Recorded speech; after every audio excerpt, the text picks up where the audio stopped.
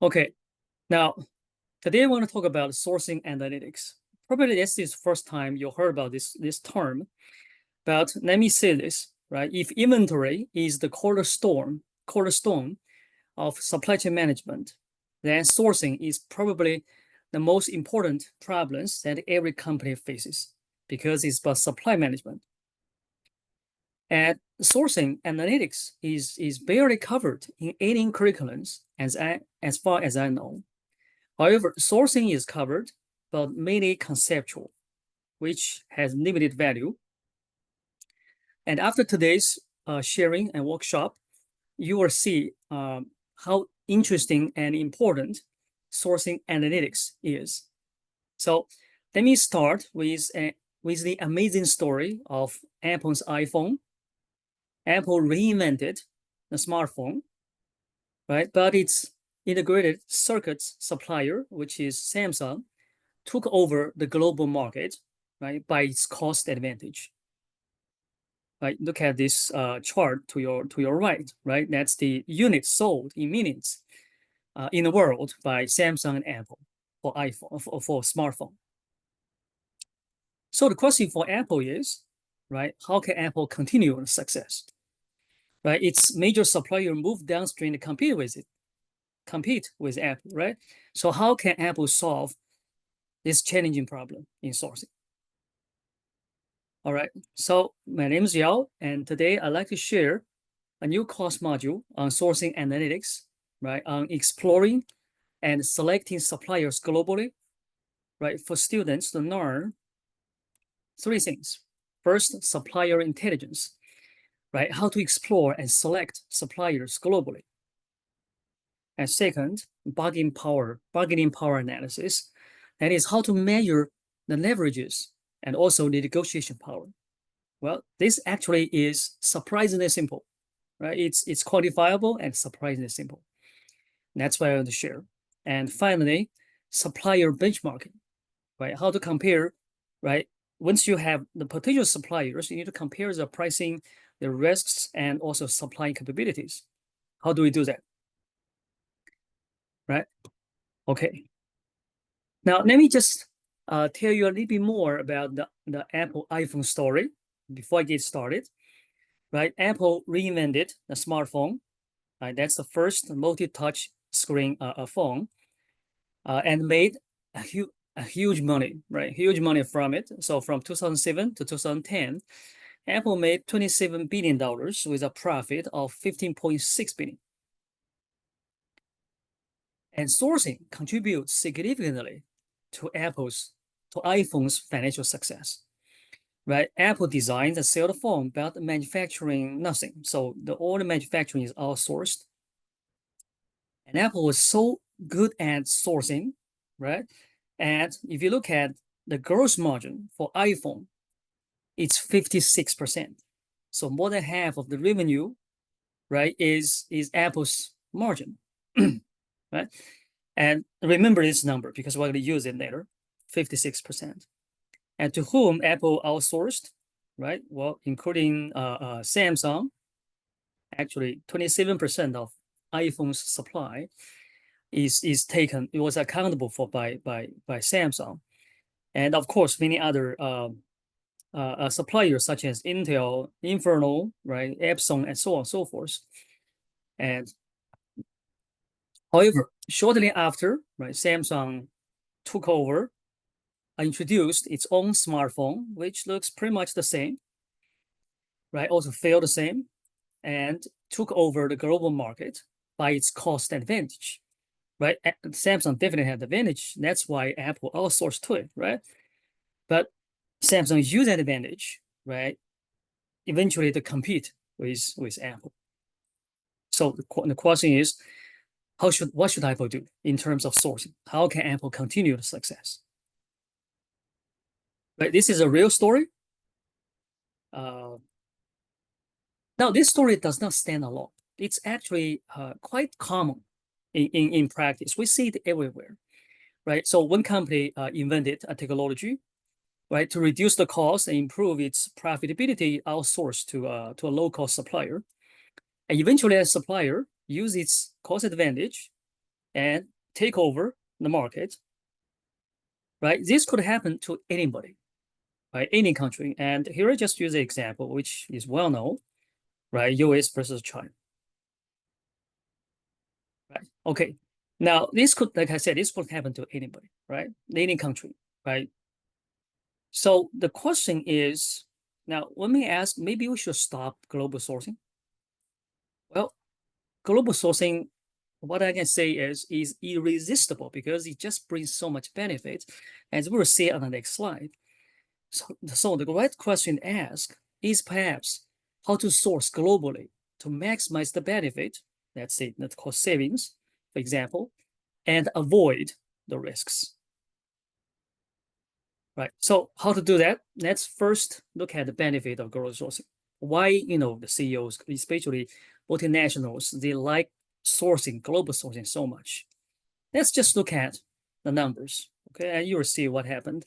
So here I listed 7 major industries, right, for US companies. You can do the same thing for other countries as well. And the blue bar shows the average size of companies, right, in this industry. And the red bar plus the dark red bar, right, together, this shows the cost breakdown of that revenue. And here I only listed the cost goods sold, which is in red, and also the net income, which is in dark red. Right. Now, let's look at, for example, consumer staples, right? Companies in this industry is very large, and they spend a lot of money on cost of goods sold. That's how much they purchase from suppliers, right? And also their internal manufacturing, of course, right? But the majority is from cost of goods is the supplies from outside suppliers. Let's say if you can save 1% in cost of goods sold, right? For average consumer staple company, that is about 8%, 0.8% of the revenue, right? Because cost of goods sold accounts for about 80%, right, of the revenue. So if you can save 1% of cost of goods sold, that is 0.8% of the revenue. And because their net margin is only 4.2%, right, that 0.8% actually is 18% of the profit, right? So suddenly you increased your profit by 18%. Think about how the stock market is going to respond to this, right? As we just talked about yesterday, right? There's a close connection or correlation between net income and your market cap, right? So that's why it's so attractive. It's irresistible, right, for the CEOs, right, of these companies, right, to source globally. Now this is consumer staples. Let's look at another one. Let's look at healthcare. Healthcare for healthcare, cost of goods sold does not account that much a percentage of the revenue. It's about 55%, right? But still, if you have 1% savings in cost of goods sold, it's about 0.5% of the revenue. And if you look at their net margin, which is only about 3% or 2%, right? So 1% savings in cost of goods sold is equivalent to 16% increase in profit. Right now, even for healthcare, even for IT, right, with a huge margin, right, 1% savings in cost of goods sold still result in 3% increase in profit. Of course, these are the average numbers. So I think now you understand why outsourcing is so important, right? But let's also look at the risk, right? As we have just experienced in the pandemic, the risk of outsourcing, especially global outsourcing, can be huge, right? It's not only just quality, right? Sometimes it's even business continuity issues because resilience, right? That's what everybody was talking about, right? Supply chain global restructuring, right? We need more reliable supplies, right? And in addition to all of this, there is IP, intellectual property, there is potential competition or leakage and so on and so forth, right? Or you have to handle all these risks. Now, handling this risk is not a small task. It's very challenging because supply management is very, and the scale is very big. Okay, you are dealing with lots of suppliers, lots of POs, and millions, if not billions of dollars. And let's look at supplier selection, right? You need to frequently adjust your supply base, right? Because then new suppliers coming up, and there is corporate changes, such as merger acquisitions going on all the time. Once you have the supplier locked in, right, or recruited, you still have to manage them. Right? Think about the dollar value, right? The sheer number of suppliers, and the number of SKUs you're managing, right? So what I'm saying is, sourcing is data driven, right? If you talk about sourcing, if you teach sourcing but without data, I don't know how to do that. Honestly, it's just conceptual framework. It could go either ways. It doesn't really make a lot of sense. Okay. Now, so let's move on to the learning objectives, right? But before we talk about how to select suppliers, right, how to rationalize suppliers, let's first talk about how to define your needs and also your supplier selection criteria. And that's the most important thing. You can understand what you need, right? And you need to align your selection criteria with your company's strategic objectives. So what I need is, so from now on, I'm going to use Apple iPhone as the example, right, to illustrate all these methodologies. So you can see how students will learn from this. Right, because Apple is one of the technology hardware storage peripheral companies. So let's look at this industry as a whole, right, first. So as you can see here, right, I have plotted some data to show up to 2023, right, this industry's trend in terms of total revenue, right, total operating income, and net income, right, and also percentage of companies profitable. Right. Now, the first thing I observe is, and students observe is that the pandemic, which is happened in the year 2021, benefited this industry a lot. So you see a huge jump in total revenue and profits, right, for this industry, which is in green for United States. Right. It's also beneficial for some other countries such as South Korea and Japan. Japan is a little small, so you can't see clearly, but you will see overall the pandemic has benefited this industry across the world. Now, however, post-pandemic, the industry is going down. Okay.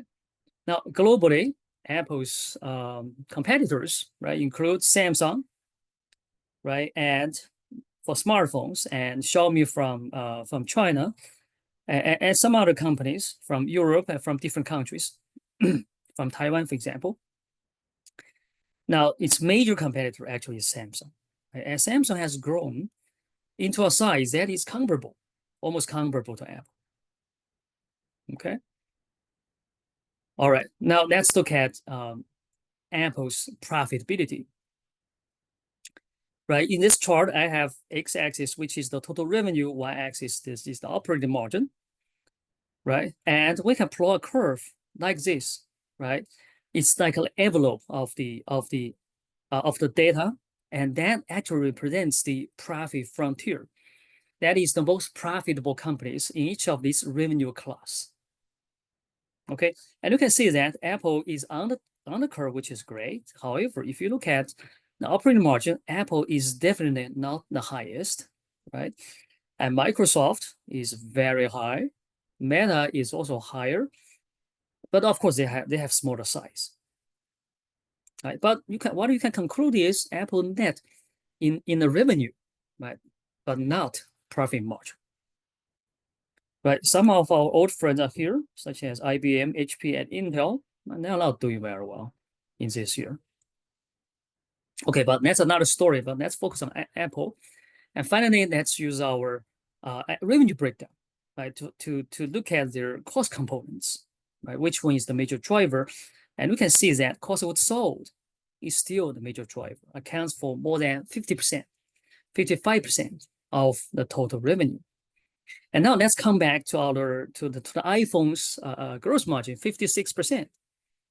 And you can see that, all right, in this year, 2023, Apple's gross margin, overall gross margin, is only about 44%. Right? So that's a problem, right? Okay, so summarizing all these information, right, or data, or insights, we can say that if you're Apple, what would you say about your, CPU supplier selection criteria? But the first thing, of course, is technology and supplying capability, right? So the supplier has to be innovative, right? Technologically and engineering capable. And second, the supplier should have enough capacity, right? Production, supply chain capacity, so they will be able to meet your demand, right? If your volume goes up, then they can follow up, right? That's a very important thing. The first thing, right?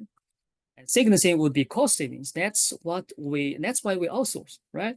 That's what we're looking for. We want a supplier that is cheap, right? And can offer us attractive pricing. And even with that pricing, the supplier can still be profitable.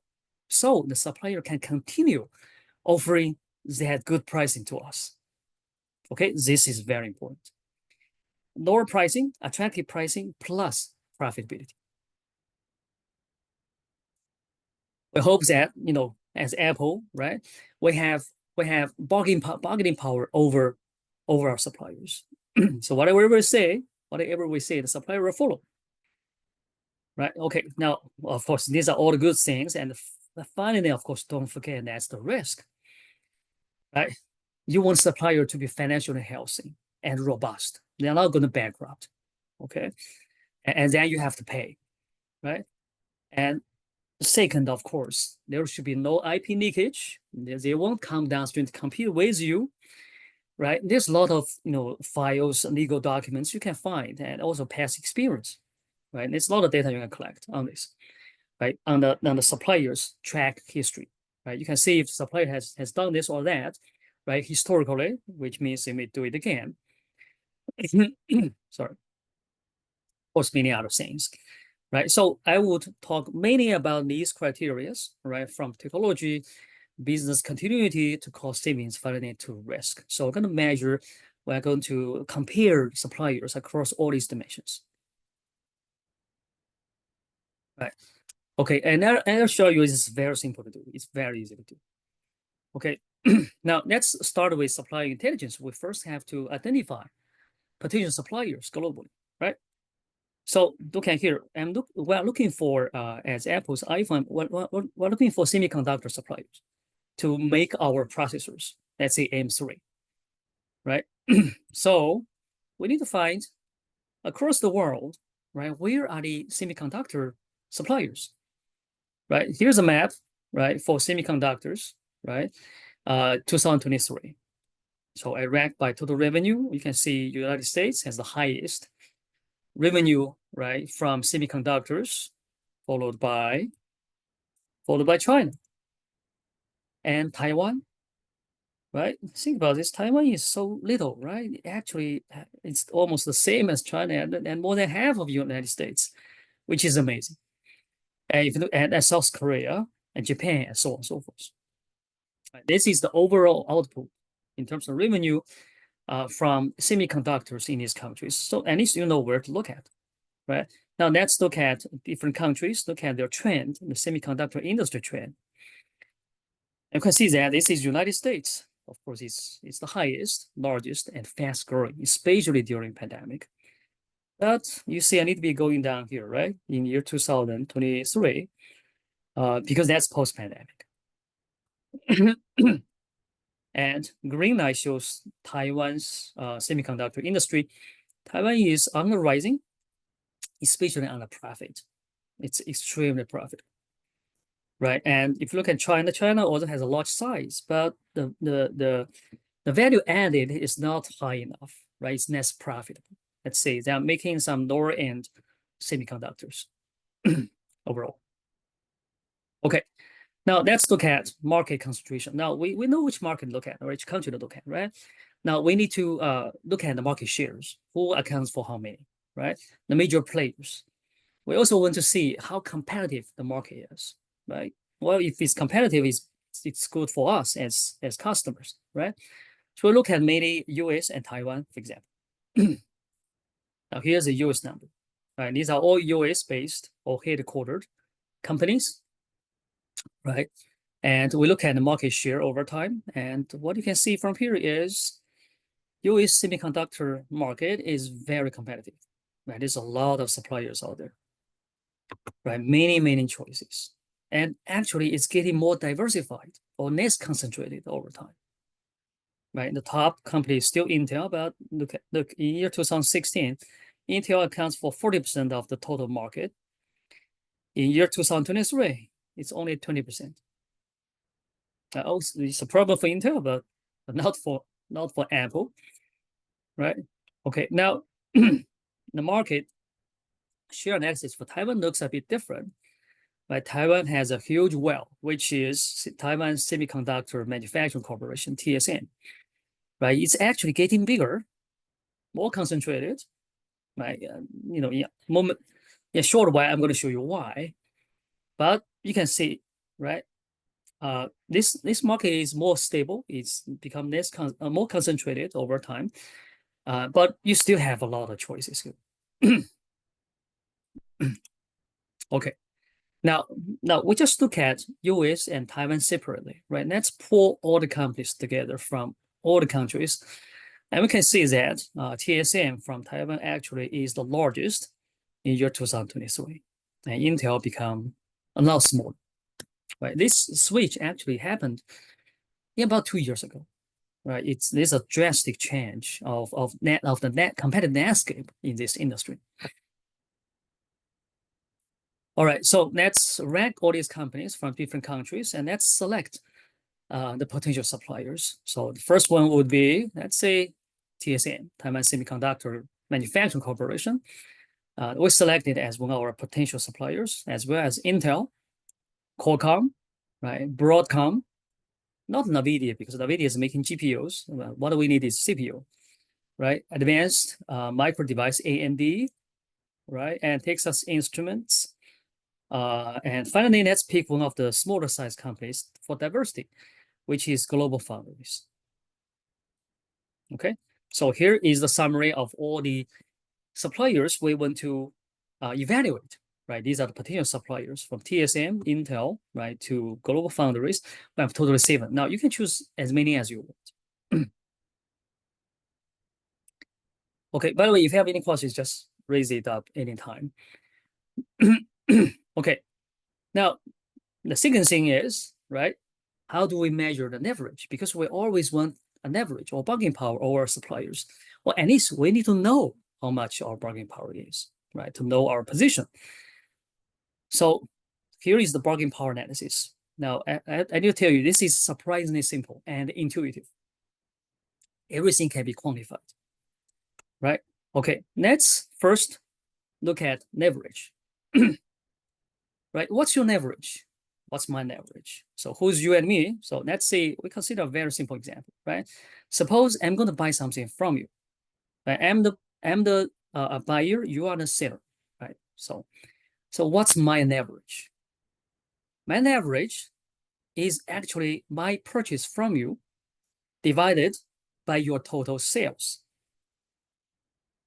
Okay, so as an example, if I buy 50% of your sales, I should have a leverage, right? So that's my purchase from you, right? Divided by your total sales. So which measures my importance to you, right? If I buy 100% of your sales, then I'm your only customer, right? You cannot lose me, right? But versus if I only buy 1% of your sales, I'm not that important, okay? Now your leverage is the reverse, right? It's my purchase from you, right, divided by my total spend.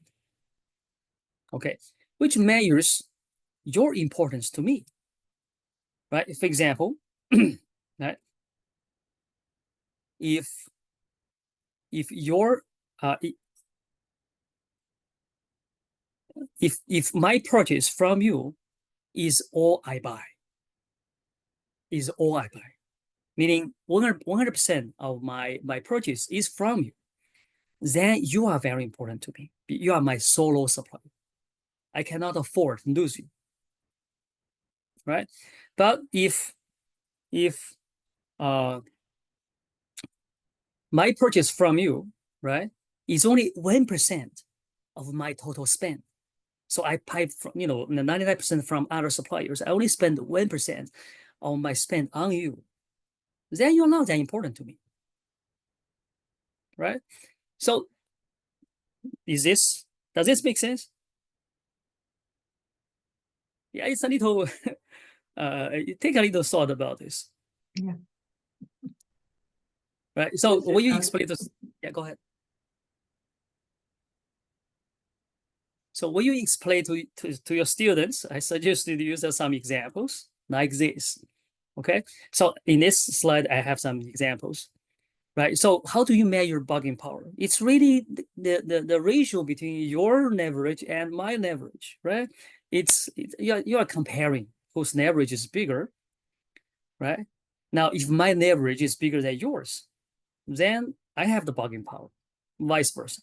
So, example, if I buy 50% of your volume, 50% of your volume goes to me, okay?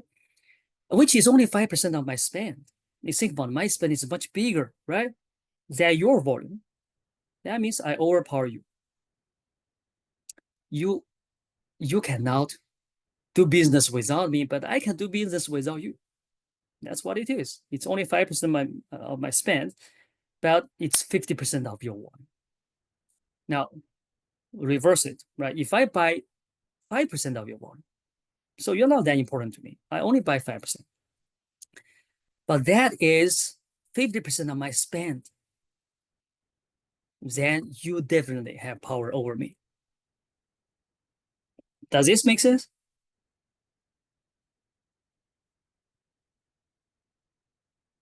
Maybe not. Okay.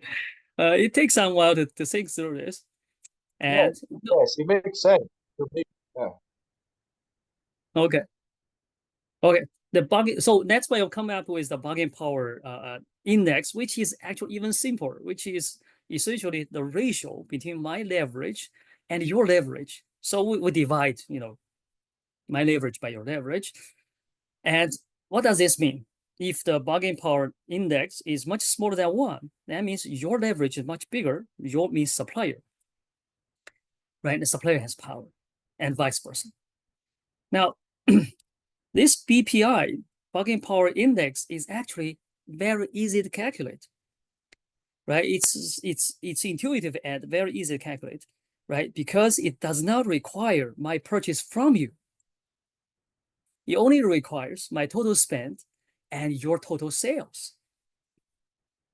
Okay, so essentially you are comparing the customer's total spend with the supplier's total sales. That's it. You don't need to know how much this customer purchased from that supplier.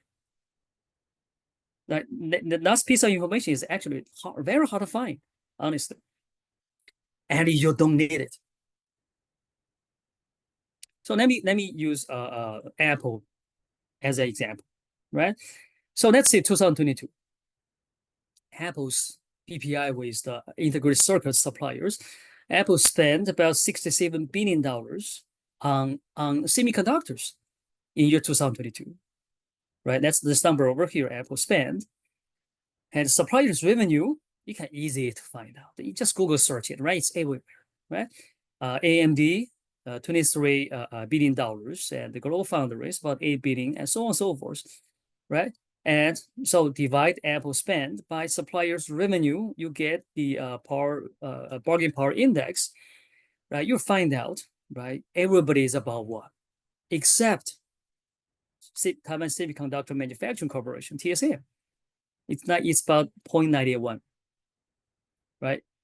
So what that means is Apple spend more than all the suppliers' revenue. So Apple has leverage or power of all the suppliers except TSM.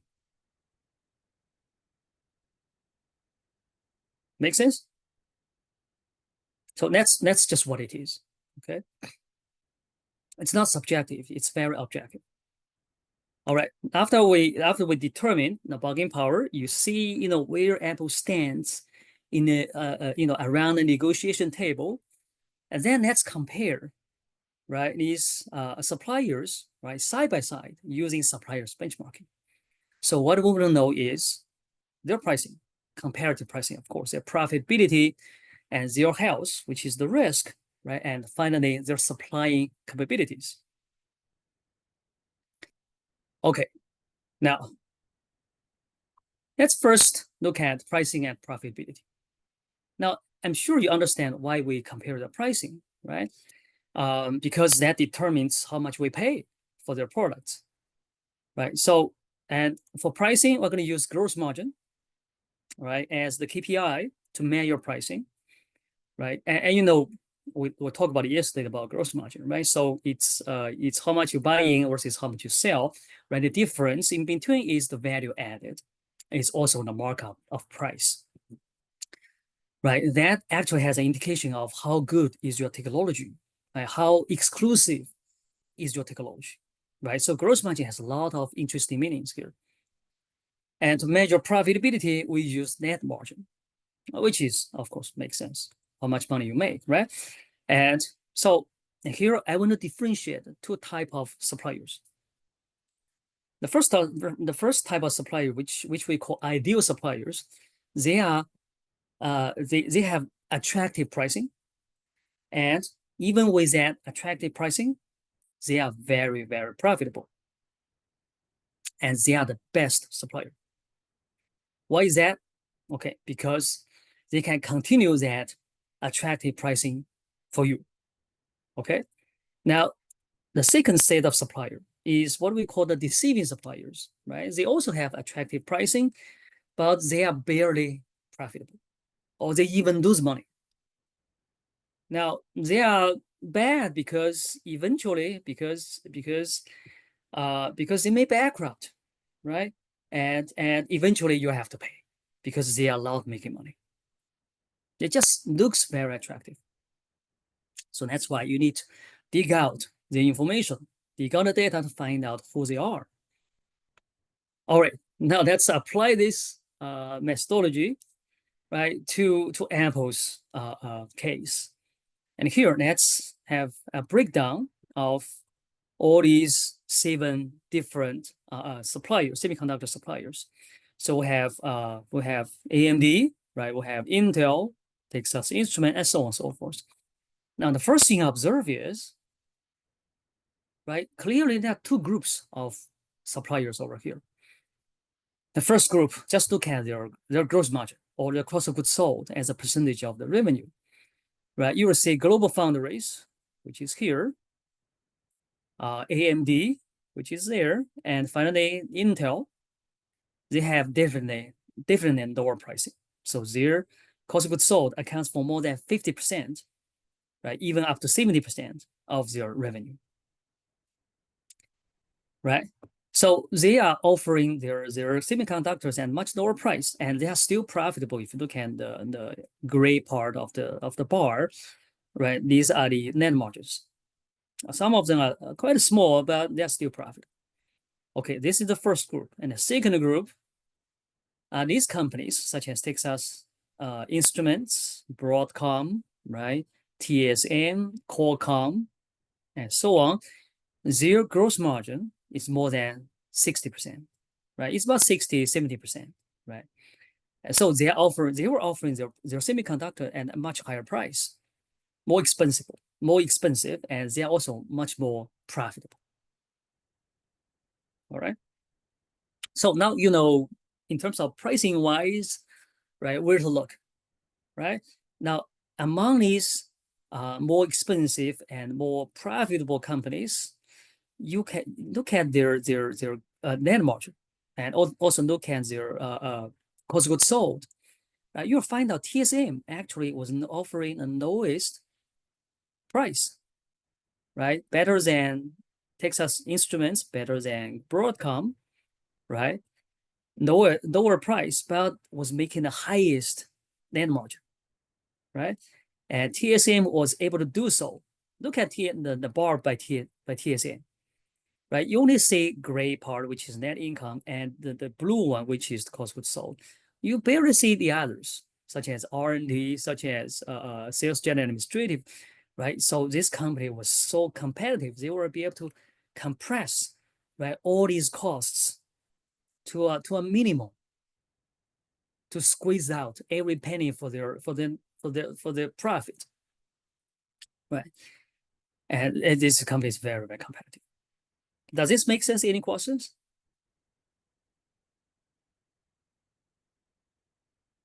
Okay. Now, this is just about pricing and profitability. So we have an understanding of each of the suppliers, how profitable they are, what pricing they are offering, right? Now, we also need to look at the financial health. Now, for critical parts like processors, right, we need suppliers to have rock solid financial health, right? But you got to be careful here, right? There's a typical trap you should avoid. That is, your supplier may offer you a one-time good deal, but which turned out to be a long-term crisis, right? For example, they may offer you a heavy discount initially, and then they threaten bankruptcy. Oh, this happens a lot. Watch out for that by looking at their financial health. And for financial health, the best way to look at is a breakdown of their assets into shareholder equity, into current into liabilities, right? Including current and long-term liabilities. Now, for all these companies, I have this graph here for 2023. You can immediately see, right? GlobalFoundries has the highest liabilities, which is still fine. They have 32%, either 33% of shareholder equity, which is not bad, right? But compared with the other suppliers, it does have the highest, right, liabilities, and together with Qualcomm, right, highest liabilities. But everybody else has very healthy, very low liabilities, right? Including AMD, extremely healthy, right? And Intel, very healthy. TSM, right? And here, Texas Instrument and so on. They have more than 50% of shareholder equities. So all these companies are very, very healthy. And now let's look at their production and supply chain capabilities. Now, this is not something usually people look at, but after pandemic, it's just become so important, right? So you need to make sure your supplier have sufficient production capacity, which is PPEs, right? Property, plant, and equipment. And that is in the balance sheet. And also, you need to have suppliers who can secure production equipment and raw materials. This is not something people usually look, but it's very, very important. Okay, let's look at the data.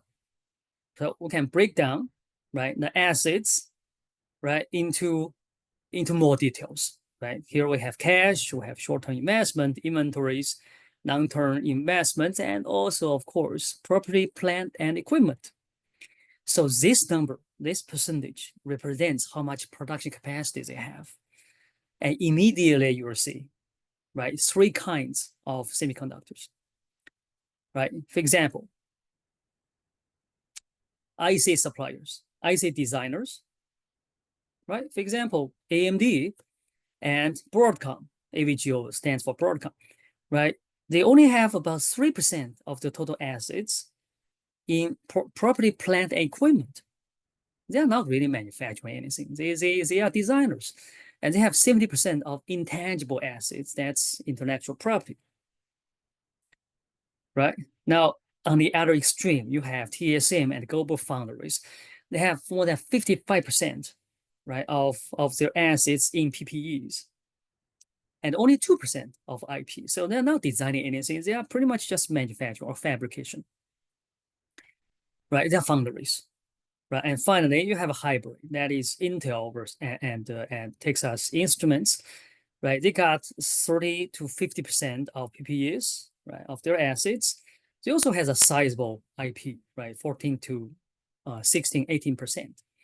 So they are the combination. They are hybrid semiconductor manufacturers, right? So, well, if you want to outsource, to which one? You definitely don't want to go to AMD and Broadcom, right? Because they barely have enough capacity for themselves. They outsource their production to TSM, right? So now you know where to look. Now let's dig further into this, right, to see who has the most manufacturing capability. And so we plot out the PPEs, right, the absolute value, and also as a percentage of total assets over time, right, for all these suppliers. And what we're seeing here, we have two manufacturers with the highest manufacturing capability in semiconductor. And who are they? They're Intel and Texas and Taiwan Semiconductor Manufacturing Corporation, right? And here is Texas Instruments. Now you see the difference, right?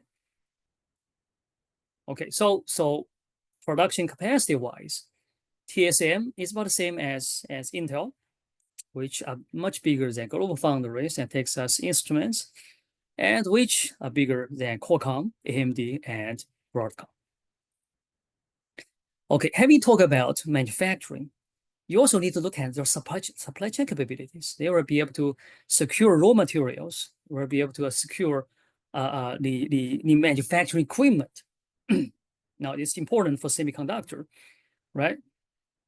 So supply chain capability is also important, right? As we can see, Intel actually has the best supply chain capability, right, in this domain, because it has the largest shareholder. It was the largest shareholder of ASML, who predict the machines, right? And even in 2023, Intel still has 3% of ASML's share. In comparison, Samsung 1.6%, TSM, they sold all their shares. And that's why the world's first EUV high NA machines went to Intel. Now we have to talk about the semiconductor supply chain bottleneck, right? This industry is kind of special. It's very long, and also there's a lot of bottlenecks, right? The first bottleneck is the lithography equipment, right? ASML has 83% of the market share with a back order of about 1.4 years. And the second bottleneck is the foundry, right? Look at this is the major suppliers of TSM, right? I think in year 2021, yeah. And Apple is the biggest customer of TSM, followed by MediaTek, AMD, Qualcomm, Broadcom, and so on.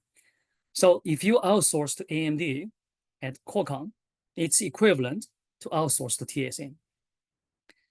Right. Okay. Finally, Intel is making transitions.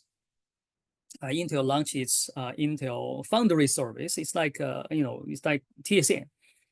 So it's a separate entity. It aims to advance to 2nm by 2014. And Intel has publicly announced they want to make chips for all its competitors. So having looked at all of this, I think you got a good idea of their pricing, right? Their manufacturing capabilities, their health, right? And of course, as we talked about before, their bargaining power. So let's summarize everything into the score sheets, right? So we can compare them side by side, right? To select the best suppliers meeting the selection criteria. So here, things are very simple. Just put everybody in the same table, right? From Intel, Qualcomm, GlobalFoundries to Texas Instruments. And here on the y-axis, we have all the selection criteria, right? From technology to production, pricing, profitability, and finally to mix and competition, right? And well, here we give everybody a rating, right? Let's say, for example, Intel, right? Excellent in innovation, right? Technological capability. Production is also excellent. It's probably the best. Production and supply chain capabilities. Pricing also excellent, right? Used to be fair, okay? Used to be very pricey for Intel, but Intel has changed. Profitability, not that great, but it's profitable. Bargaining power, also excellent. Intel is eager to make chips for other manufacturers, for other OEMs.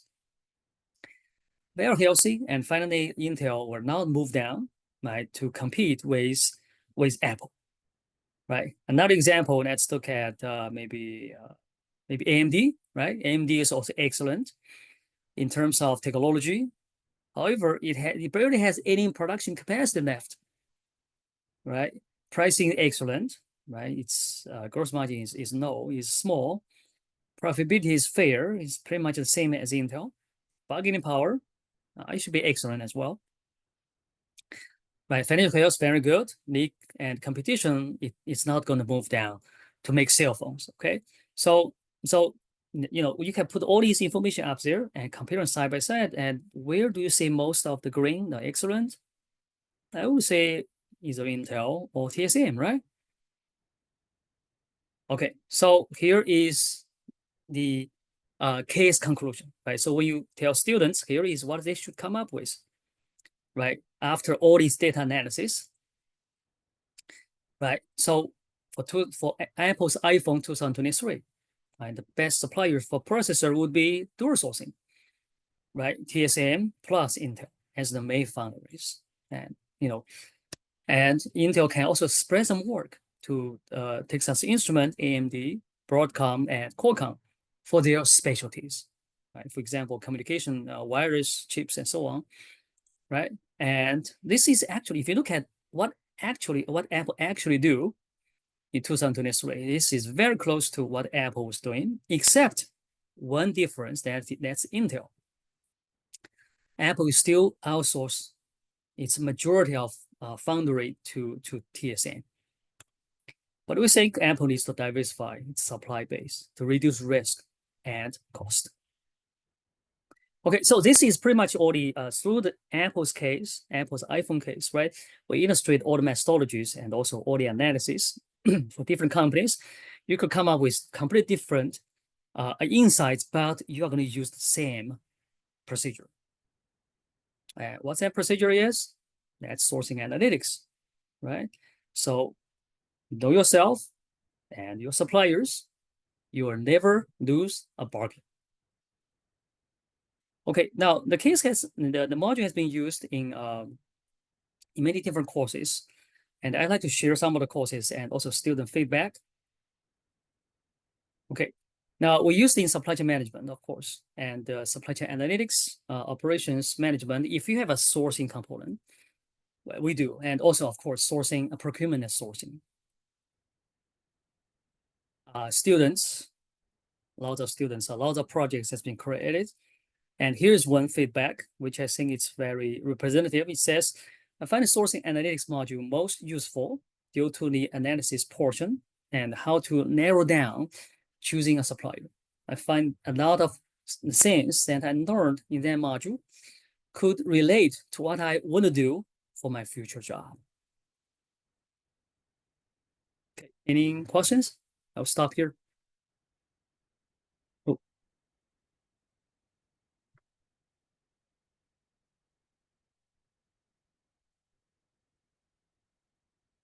Okay, any questions?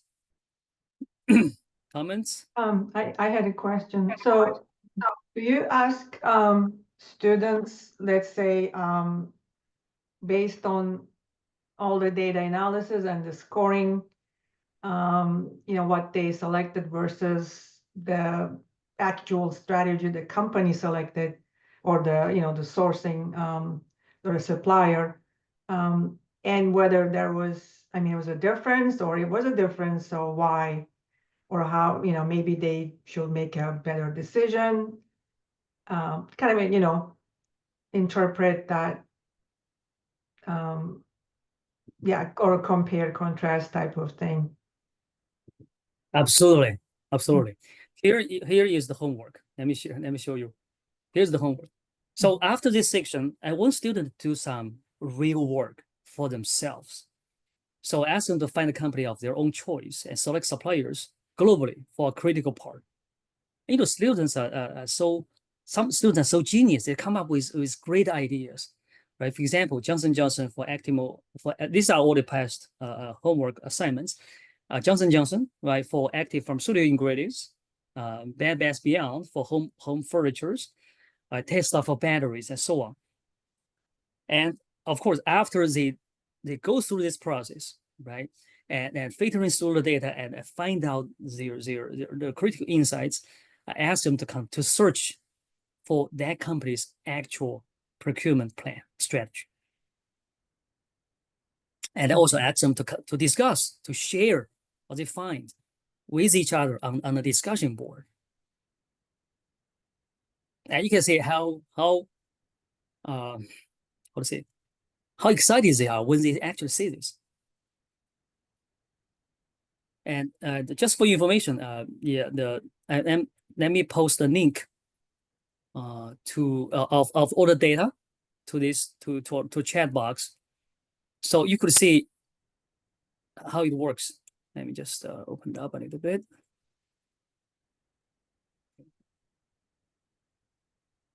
And here is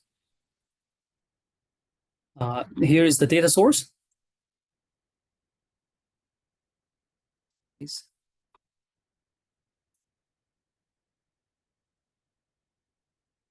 So this is live session. So, and here are this is not, because this is a picture, sorry. And let me see if this is, okay. Now here is, it's interactive. The graph is interactive. So you can, this is all the, competitors of Apple. Now this is the supply chain. So let's say, this is the value chain actually for all these industries, right? Technology, hardware, you can see electronic components, electronic equipment, and system software, and so on, right? And if you want to see what's inside each of these industries, you just click on the plus side, and it's going to tell you, tell you all these companies, right, in this, from different countries, right? Now, I think different countries is marked by different color, and so on. Okay, I'm sorry. So go ahead. Any other questions?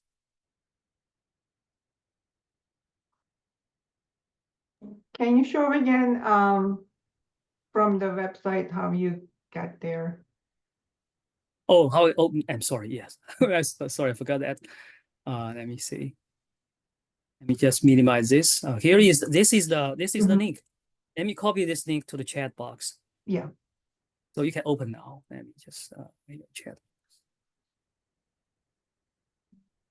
This is the sourcing analytics data source. Let me also find yesterday's link. I'm sorry, I forgot to copy that link. So let me just, here's how I edit it. Here's my editing. So when you copy this link to your this project to your account, you could just cut. Oh, what's going on? Yeah, okay. You could change anything you want. Right. So this is, I need to be short of memory. I'm sorry. So sometimes this is kind of slow.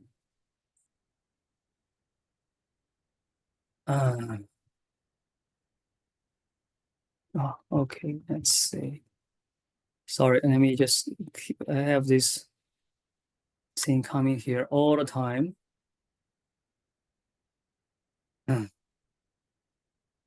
this task.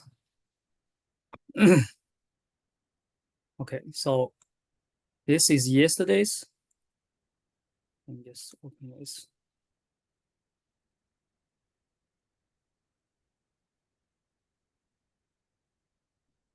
Here again. So the second link is for the inventory analytics we talked about yesterday.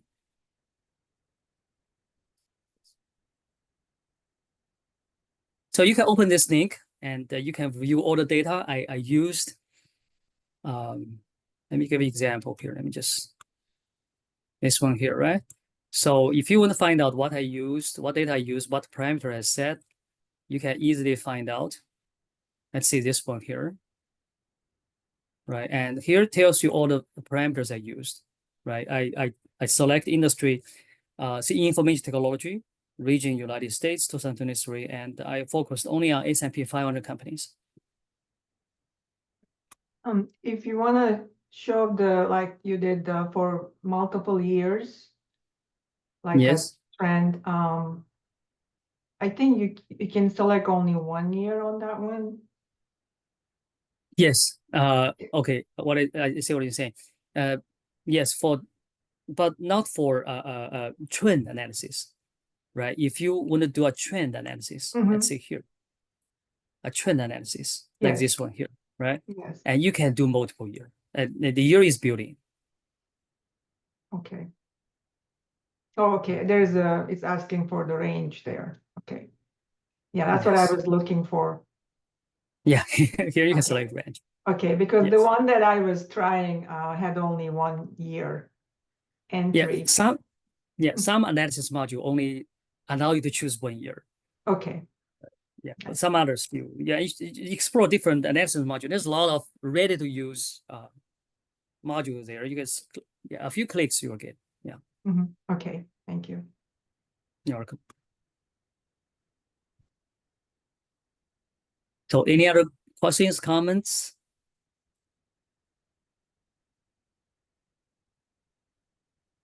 Okay, so tomorrow we're going to talk about, so we talk about inventory, right? Yesterday, today sourcing. These are very important topic for supply chain management.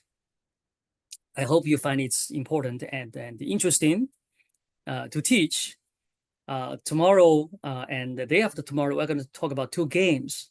Tomorrow's games will be Hunger Games, which we're going to simulate shortage gaming, right? The panic orders and hoarding as we have experienced in the pandemic.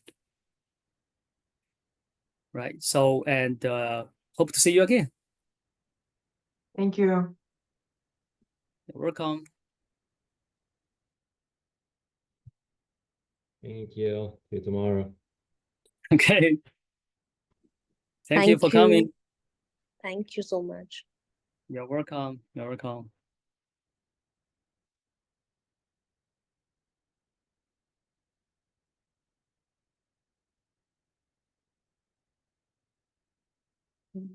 Stop it.